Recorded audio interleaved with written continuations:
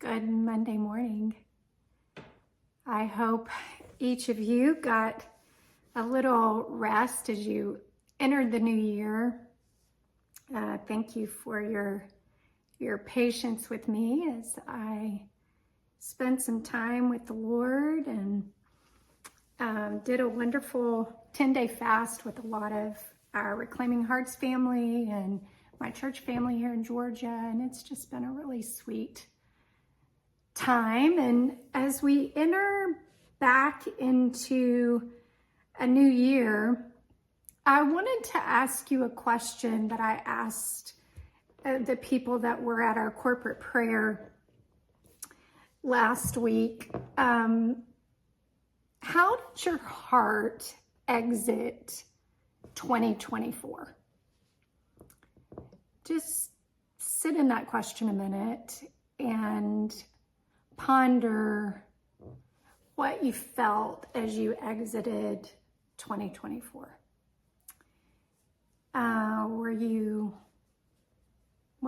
Just ponder. I'll sit with you for a minute while you do.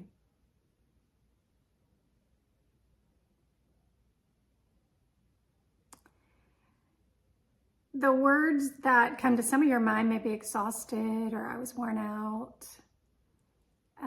Some of you may not feel that way. You may feel like you exited 2024 satisfied and feeling like you accomplished what you were set forth to accomplish.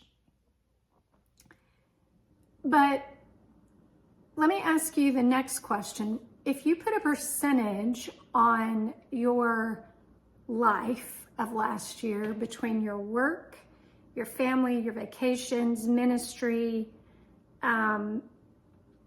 all the different components that make up your life, now ask yourself the question, what percentage did I ask God about? Did I ask God before I took that vacation?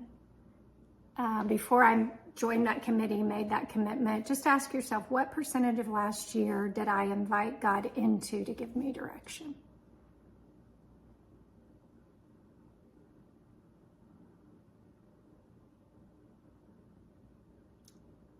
You may be a little shocked at your percentage. I was a little shocked at my own.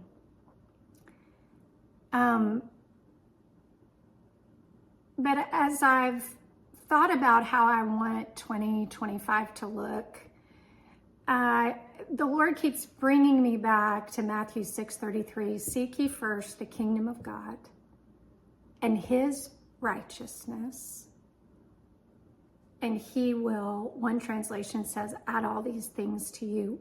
One translation says, he will take care of all these things. So what if we headed into 2025 in a little different way? What if we headed into 2025 and set our life before the Lord and told him that what I'm going to do this year is seek you first and your righteous way of living. And then I'm going to rest in that, and I'm going to know that you will lead my all these things. You know that's possible, right? In fact, we're told that this is the kind of life Jesus invites us into. Can I read it to you from the Message translation? It says it like this, Matthew 11:28-30.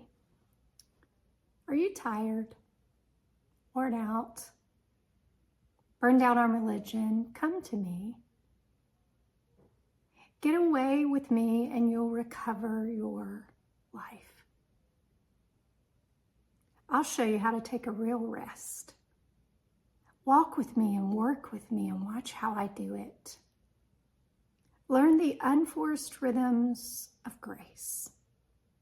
I won't lay anything heavy or ill-fitting on you. Keep company with me and you'll learn to live freely and lightly. Doesn't that just kind of make your heart go,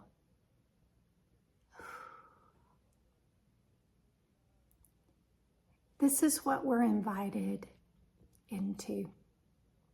It's the "my yoke is easy, my burden is light" passage. How many of us would quote it?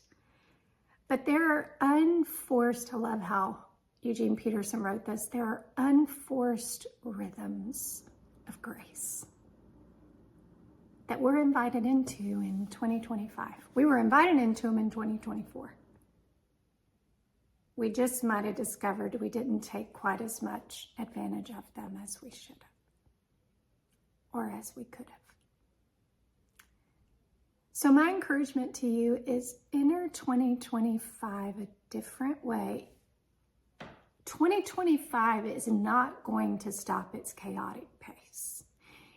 If you've not already seen that in light of the first 3 weeks of January and all that has gone on in our world, and now today with a transfer of power and all that that might entail, then we're very misguided. Life is not going to stop.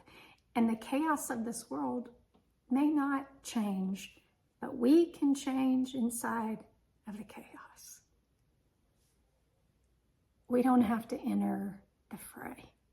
So keep company with me and you'll learn to live freely and lightly. So invite God into 2025. Seek Him first.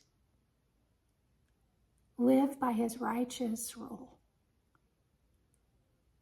And you're not going to have to worry about what you need to do with your all these